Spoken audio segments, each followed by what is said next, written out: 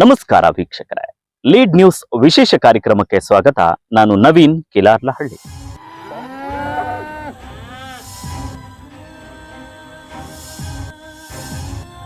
ಪಾವಗಡ ತಾಲೂಕಿನಲ್ಲಿ ದಿನೇ ದಿನೇ ಬಿಸಿಲಿನ ಧಗೆ ತೀವ್ರಗೊಳ್ತಾ ಇದೆ. ಇದರ ಪರಿಣಾಮ ಅದೆಷ್ಟೋ ಜಾನುವಾರುಗಳಿಗೆ ಕುಡಿಯಲು ನೀರಿಲ್ಲದೆ, ಮೇಯಲು ಮೇವಿಲ್ಲದೆ ಪ್ರತಿದಿನವೂ ಪರಿತಪಿಸುವಂತ ಪರಿಸ್ಥಿತಿ ನಿರ್ಮಾಣ ಆಗಿದೆ.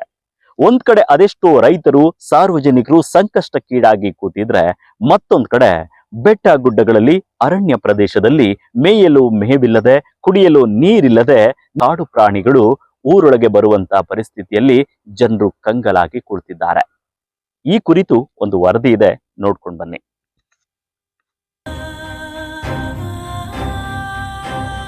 ಬೇಸಿಗೆ ಕಾಲ ಆರಂಭವಾಗ್ತಾ ಇದ್ದಂತೆ ಪಾವಗಡ ತಾಲೂಕಿನಾದ್ಯಂತ ನೀರಿನ ಸಮಸ್ಯೆ ಗಂಭೀರವಾಗಿ ತಲೆದೋರಿದೆ. ಇನ್ನು ಬೆಟ್ಟ ಗುಡ್ಡಗಳಲ್ಲಿ ಹಸಿರು ಸಂಪೂರ್ಣವಾಗಿ ಮಾಯವಾಗಿ ಜಾನುವಾರುಗಳಿಗೆ ಮೇವು ಸಿಗದ ಪರಿಸ್ಥಿತಿ ನಿರ್ಮಾಣ ಆಗಿದೆ.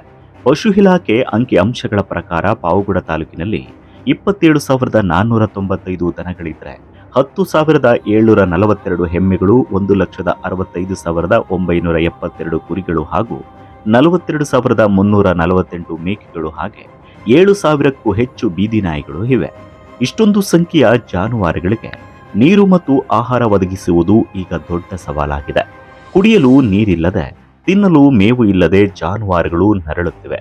ರೈತರು ಮತ್ತು ಕುರಿಗಾಹಿಗಳು ತೀವ್ರ ಸಂಕಷ್ಟವನ್ನ ಅನುಭವಿಸ್ತಾ ಇದ್ದಾರೆ.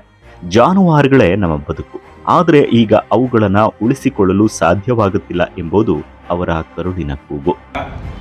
ಪಾವಗಡ ತಾಲೂಕು ರೈತ ಸಂಘ ಅಧ್ಯಕ್ಷ ನರಸಿಂಹರೆಡ್ಡಿ ಮಾತಾಡ್ತಾ ಇರೋದು. ಈಗ ಬಿಸಿಲು ಬೇಗ ಜಾಸ್ತಿ ಆಗಿದೆ. ಬರಗಾಲ ಬಂದು ವರ್ಷ ಇಡೀ ಮಳೆ ಬಂದಿಲ್ಲ. ರೈತರಿಗೆ, ಪಶುಗಳಿಗೆ ಮೇವು ಬೇಕಾಗಿದೆ. ಮೇವು ಬ್ಯಾಂಕ್ಗಳನ್ನು 4 ಹೋಬಳಿನಲ್ಲಿ ಓಪನ್ ಮಾಡಬೇಕು ಮತ್ತು ಗೋಶಾಲೆಗಳನ್ನು ಪ್ರಾರಂಭಿಸಬೇಕು.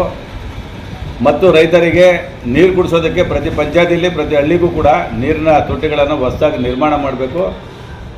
ಮತ್ತು ಜನಗಳಿಗೆ ಕುಡಿಯೋ ನೀರು ಕೂಡ ಒದಗಿಸ್ಬೇಕು. ಮತ್ತು ಪಾವಗಡ ತಾಲೂಕಿನಲ್ಲಿ ರೈತರು ಏನು ಬೋರ್ವೆಲ್ಲಿಂದ ಇವತ್ತು ಮೇವನ್ನು ಬೆಳ್ಕೊತಾ ಇದ್ದಾರೆ, ಆ ಮೇವು ಬೆಳೆಯೋದಕ್ಕೋಸ್ಕರ ಸರ್ಕಾರದಿಂದ ಬಿತ್ತನೆ ಬೀಜಗಳನ್ನು ಕೊಡಬೇಕು. ಮೇವು ಬಿತ್ತನೆ ಬೀಜಗಳನ್ನು ವೆಟರ್ನರಿಯಿಂದ ಕೊಡಿಸ್ಬೇಕು. ಮೊನ್ನೆ ಜಿಲ್ಲಾಧಿಕಾರಿಗಳಲ್ಲೂ ಹಾಗೂ ಶಾಸಕರಲ್ಲೂ ಕೂಡ ಮನವಿ ಮಾಡ್ಕೊಳ್ಳೋದು ನಾನು ಇಷ್ಟೇ.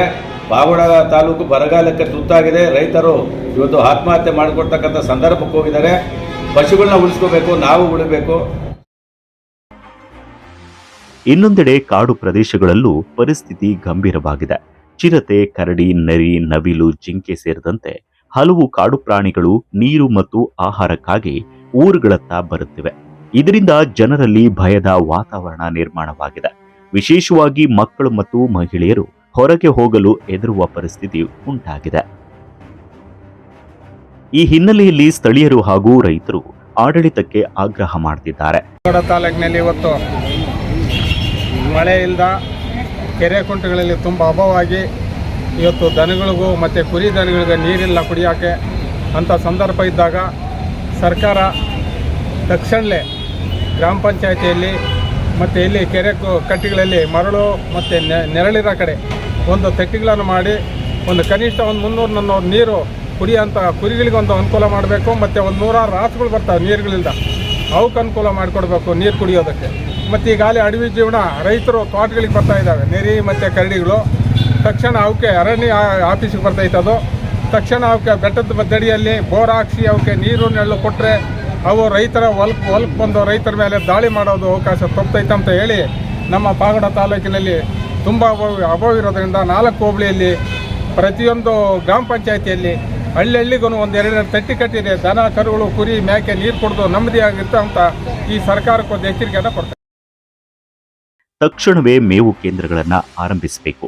ಬೆಟ್ಟ ಗುಡ್ಡಗಳಲ್ಲಿ ನೀರಿನ ತೊಟ್ಟಿಗಳನ್ನು ನಿರ್ಮಿಸಬೇಕು. ಇನ್ನು ಜಾನುವಾರುಗಳಿಗೆ ತುರ್ತು ಕುಡಿಯುವ ನೀರಿನ ವ್ಯವಸ್ಥೆಯನ್ನ ಕಲ್ಪಿಸುವುದು, ಹಾಗೆ ಕಾಡು ಪ್ರಾಣಿಗಳಿಗಾಗಿ ಅರಣ್ಯ ಪ್ರದೇಶಗಳಲ್ಲಿ ನೀರಿನ ಮೂಲಗಳನ್ನು ಸೃಷ್ಟಿಸುವಂತೆ ಮನವಿಯನ್ನ ಮಾಡಿದ್ದಾರೆ. ಇದು ಕೇವಲ ಸರ್ಕಾರದ ಹೊಣೆಗಾರಿಕೆ ಮಾತ್ರವಲ್ಲ, ಜನರು ಕೂಡ ತಮ್ಮ ಮಟ್ಟಿಗೆ ಮನೆಯ ಮುಂದೆ ನೀರಿನ ಪಾತ್ರೆಗಳನ್ನು ಇಟ್ಟು ಹತ್ತಿರದ ಪ್ರಾಣಿಗಳಿಗೆ ನೀರು ಮತ್ತು ಮೇವುಗಳನ್ನು ಒದಗಿಸುವ ಮೂಲಕ ಮಾನವೀಯತೆ ತೋರಬೇಕಾಗಿದೆ. ಮಾತಾಡಲಾರದ ಪ್ರಾಣಿಗಳ ನೋವು ಕೇಳಿಸದು, ಆದರೆ ಅವುಗಳ ಕಣ್ಣೀರು ಸಮಾಜಕ್ಕೆ ಒಂದು ಪ್ರಶ್ನೆ ಕೇಳ್ತಾ ಇದೆ, ನಮ್ಮನ್ನ ಉಳಿಸುವವರು ಯಾರು ಅಂತ. ಇದೀಗಲೇ ಕ್ರಮ ಕೈಗೊಳ್ಳದಿದ್ರೆ ಈ ಬೇಸಿಗೆ ಅನೇಕ ಜೀವಗಳಿಗೆ ಅಪಾಯಕಾರಿಯಾಗುವ ಸಾಧ್ಯತೆ ಇದೆ. ನೋಡಿದ್ರಲ್ಲ ವೀಕ್ಷಕರೇ, ಇದು ಪಾವಗಡ ತಾಲೂಕಿನಲ್ಲಿ ಪ್ರತಿದಿನವೂ ಆ ಬಿಸಿಲ ಧಗೆಗೆ ಜಾನುವಾರುಗಳು ತತ್ತರಿಸಿ ಹೋಗ್ತಾ ಇರುವಂತ ಸ್ಥಿತಿ.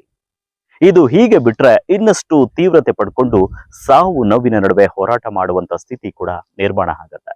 ಹಾಗಾಗಿ ತಾಲೂಕು ಆಡಳಿತ ವರ್ಗ ಹಾಗೆ ಮಾನ್ಯ ಪಾವಗಡದ ಶಾಸಕರು ಇತ್ತ ಗಮನ ಹರಿಸಿ ಶೀಘ್ರದಲ್ಲಿಯೇ ಮೇವು ಕೇಂದ್ರಗಳನ್ನ ತೆರೆದು ಅಲ್ಲಲ್ಲಿ ನೀರಿನ ತೊಟ್ಟಿಗಳನ್ನ ನಿರ್ಮಾಣ ಮಾಡಿದ್ರೆ ನೊಂದ ಜೀವಿಗಳ ಮೂಕನಾದದ ಆರ್ತನಾದದ ಗೋಳಿಗೆ ಅಂತ್ಯ ಹಾಡ್ದಂಗ ಆಗುತ್ತೆ ಅಂತ ಹೇಳಿ ಈ ಒಂದು ಕಾರ್ಯಕ್ರಮವನ್ನ ಇಲ್ಲಿಗೆ ಮೊಟಕುಗೊಳಿಸ್ತಾ ಇದ್ದೀನಿ. ನಾಳೆ ಇಂಟ್ರೆಸ್ಟಿಂಗ್ ಇನ್ನೊಂದು ಸುದ್ದಿಯನ್ನ ಹೊತ್ತು ತರ್ತೀನಿ.